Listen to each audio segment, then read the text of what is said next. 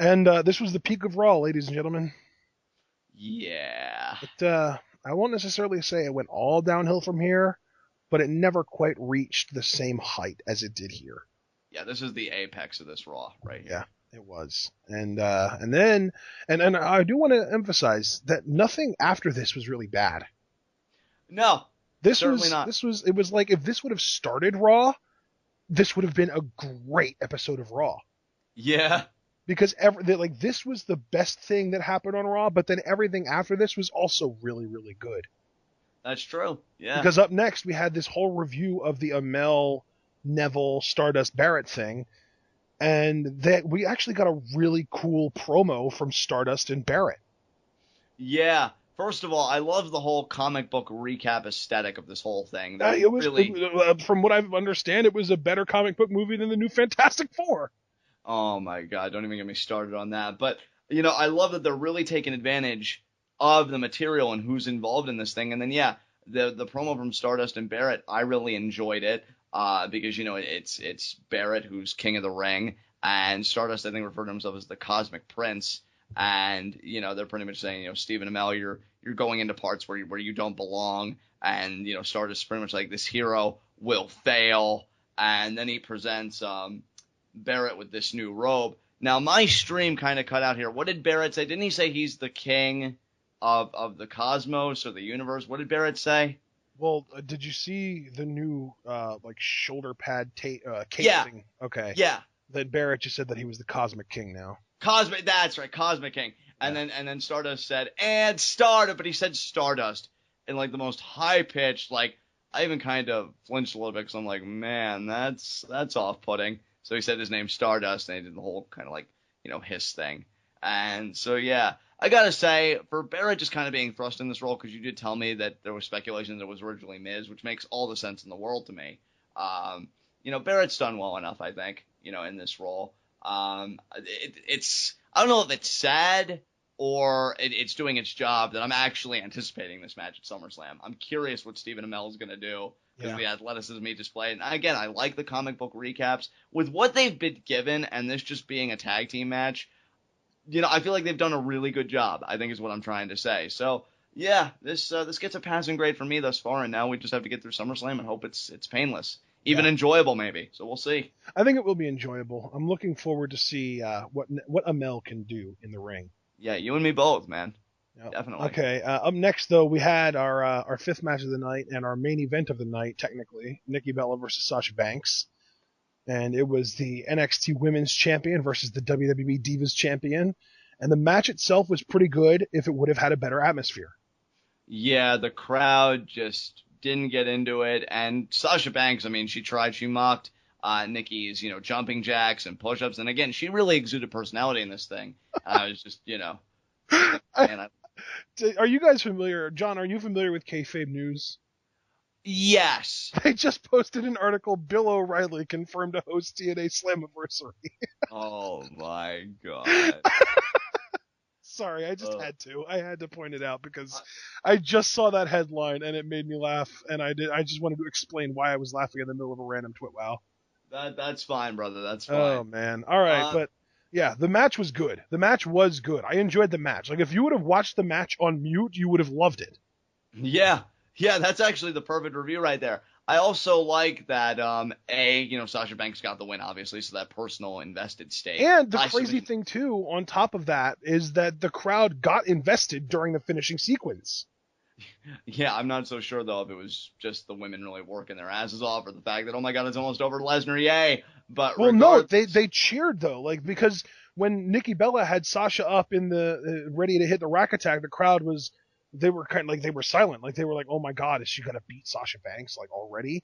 And then Naomi with the distraction, the crowd kind of started getting a little bit louder. Sasha hit the backcracker and then rolled through into the bank statement, and the crowd started going nuts. And then when Nikki tapped, they went even crazier.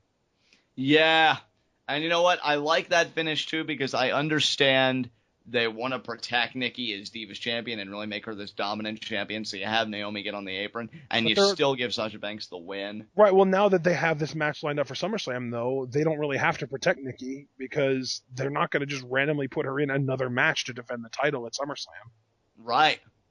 So, I don't know what they're going to do about Team Bella, in that situation. They're probably going to be one of the final two teams, I'm guessing. I'm sure you're kind of having similar thoughts. Just, you know what? Just have Becky Lynch make her tap out so that we can get the fatal four-way, the 3 NXT women versus Nikki Bella. Oh, that'd be so good. One of the YouTube commenters, I wish I could remember their names so I gave them proper credit. I think they were speculating on a triple threat of Night of Champions, Nikki, Charlotte, Sasha. But yeah, why not just get Becky Lynch in the mix, man? Do a fatal four-way. That sounds amazing. I'm looking forward to the elimination match at SummerSlam. I'm intrigued how it's all going to break down. Honestly, though, and I still mean it as a compliment for the division, I'm already looking past, though, 2 Night of Champions because Nikki Bella will have that defense. And as you've said, she'll have already broken AJ's record by then. And you really got to imagine that one of the NXT women, again, presumably Charlotte, but we'll see, is going to be the next champion. So I'm already looking past that and really eager for that new reign. Whoever takes it up is going to have. So, yeah.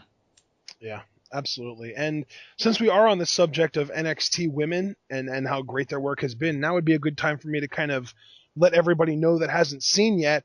We're actually going to be getting an all-access look behind the scenes of the WWE and NXT Performance Center. They're going to be, it might be on the network, I think. It's going to be on September 28th. Nice. Yeah, I'm looking forward to that. That's kind of a thing that I've wanted to definitely get more of a look at, and we've been getting kind of little hints of it on Tough Enough, but this is definitely something that I'm interested in. This is exactly where I parked my car.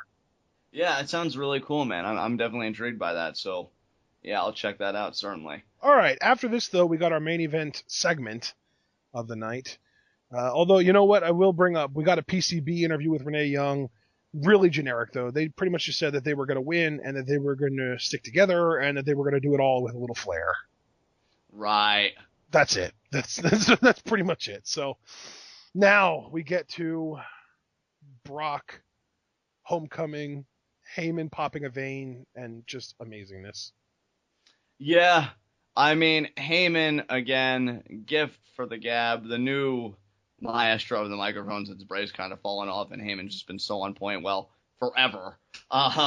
He do a spin, because I heard you saying that he did a spin on, like, I guess Minnesota, what was it, the college or the high school, like their anthem, their theme. I have no clue. He was doing like a random song with lyrics talking about how great Brock Lesnar is, and if I know Paul Heyman at all, it probably was to the tune of some like University of Minnesota fight song or something like that, or it might have just been to the tune of another well-known song that I'm just not aware of. Right. So, something happened there, and, he really did take advantage, I think, of the crowd, because you could tell by the tune they were getting into it, and they were very raucous. Yeah. Lesnar played to it well. He just had the biggest smile on his face. I think he enjoyed being in front of his people. So that was really cool. Pretty much, saying that he is going to destroy The Undertaker, and he's just going to put The Undertaker out completely. We've heard Heyman say these things before. It's nothing new. It's just his delivery is always consistently on point and entertaining. Yeah. Then Taker comes in, low blows Lesnar, choke slams him, tombstones him. Heyman's freaking out. It's pretty much Battleground all over again, more or less. And, the show ends with him raising his fist in the air. And honestly, Ashton, given the whole discussion you and I had for a good chunk of 12 hours revolving around Taker Lesnar, I've got nothing more to say about this segment, dude. It was what it was. It was the final push for SummerSlam. I enjoyed it. Obviously, there wasn't anything, like, rage-inducing about it. But, again, like you, I'm already kind of looking past it and thinking, well, what's Lesnar going to do next? What are they going to do with Taker? Is he going to be low-key until, like, Rumble or whatever? Like, what's happening? What's going on here? So, yeah. Yeah, and that's kind of my thing, too, is the intrigue right now in this match is exclusively how low will the Undertaker stoop. Exactly. That's all it is. That's all it is, because everything else, I just don't give a crap. I really don't either, and we'll see how low he'll stoop, this Sunday. But other than that, I really got nothing else to say about this. I mean, Heyman, again, was on fire as per usual. Lesnar has a great presence. Taker, again, respect will always be there, but the time's long gone. I feel like the last Taker match I could get into again is the match that you were really talking about. Everybody wants the Sting matchup. So that's it. That's my last ride, so to speak, with the Undertaker is that match. This is just noise to me. This is just a distraction. I mean, the two big segments on this show too were really weird because if you think about it, one was a contract signing with no violence, and the other was a segment involving the Undertaker where he actually ended up getting booed. Just like bizarro world, man. Yeah, man. Yeah. Well, with that said, is there anything else you want to say about this segment? No, I don't think so. I mean, like I said, the most intriguing thing about this whole thing is just the Undertaker's heel tactics and how far he's going to go.